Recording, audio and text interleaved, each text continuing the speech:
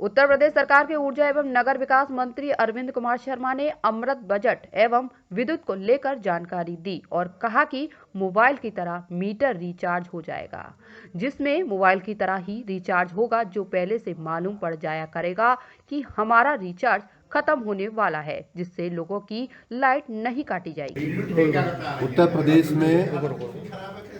प्रदेश में बिजली की जो व्यवस्था है, पिछली साल जैसे ही माननीय योगी जी की दूसरे कार्यकाल की सरकार बनी है, उन दिनों गर्मी के दिन चल रहे थे।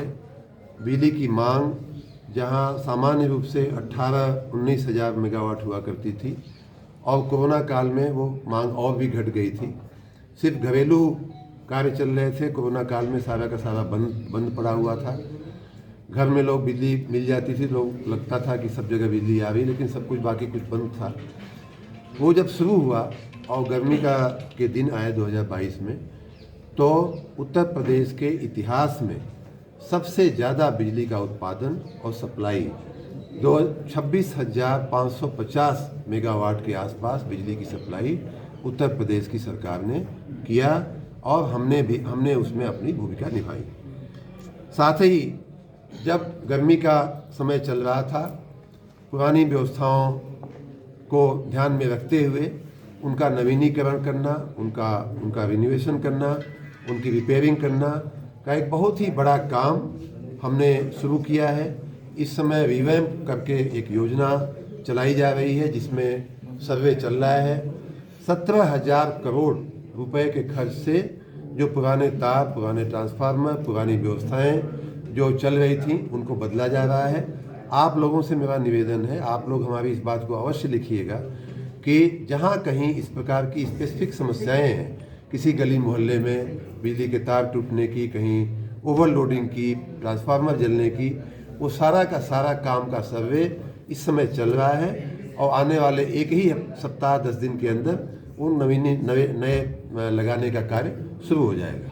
मंत्री जी, तीसरी बात जहाँ तक बिजली के चोरी की बात है, बिजली के काटे जाने की बात है, हमने अभी इसी सप्ताह से, पिछले कुछ दिनों से एक KYC का एक कार्यक्रम चलाया हुआ है। उसका प्रमुख काम बिजली आपूर्ति करना है, लेकिन जब जो हम बिजली आपूर्ति होती है, उसका जब पैसा नहीं आता है तो हमें बिजली काटनी पड़ती है। बिजली का नहीं चोरी करने वाले को दंडित भी कराने की कोशिश की जाती है। अभी हमारा जो प्रावधान है बिजली का, उसमें ये है कि 1 साल की पेनाल्टी हम लोग करते हैं, लेकिन हम जरूर इन ऐसे केसों को देखेंगे कि जहां इस तरह की ऐसे साक्ष्य हैं, ऐसे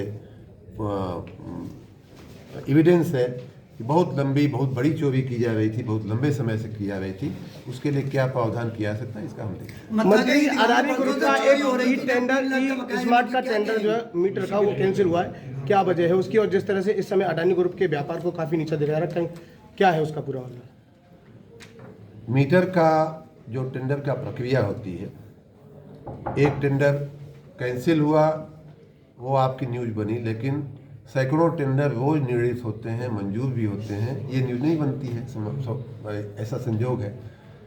तो ये जो टेंडर कैंसिल करना, मंजूर करना, ये जो प्रक्रिया है, वो हमारे स्तर पे नहीं होती है, विभागीय स्तर पे होती है। हमारे जो डिस्काम है, जैसे यहाँ का पश्चिमांचल है वो करता रहता है, मध्यांचल है वो करता रहता है। ये निरंतर चलने वाली प्रक्रिया है, उसमें हम लोग हस्तक्षेप नहीं करते। रामचरितमानस को लेकर विवाद चल रहा है, NSA भी लगाई गई है, लेकिन जिनके द्वारा विवाद उत्पन्न किया गया उन पर अभी तक कोई कार्रवाई नहीं। इस विषय पे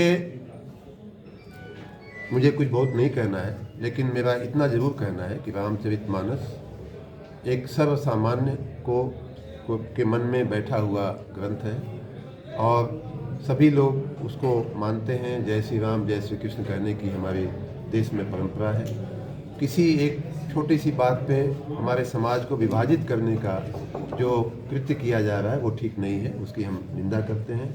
और जहाँ तक राम की बात है, रामचरितमानस की बात है, तो जाकी रही भावना जैसी, हरि मूरत देखी तिन तैसी।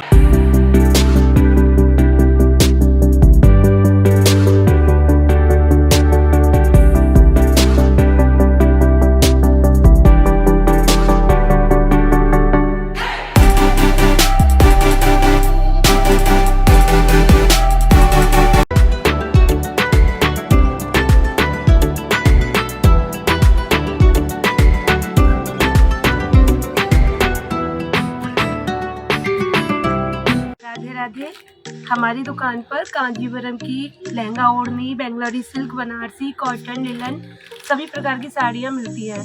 प्लस लेडीज लहंगे, लेडीज सूट वगैरह सब मिलता है। कपड़े से बना ऑल आइटम्स मिलता है। लेडीज अंडर गारमेंट से लेकर दुल्हन के लहंगे तक हमारी दुकान पर मिलते हैं।